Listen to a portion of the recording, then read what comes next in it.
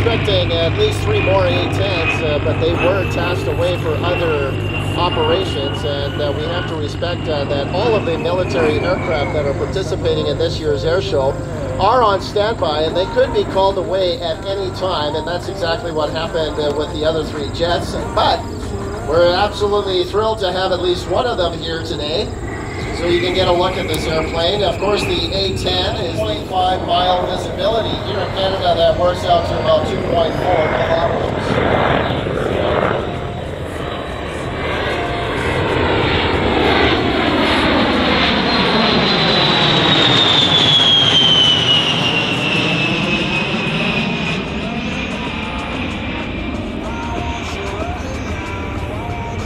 Built by Fairchild Republic, it's powered by 2 General Electric turbo fans that generate just over 9,000 pounds of thrust each engine.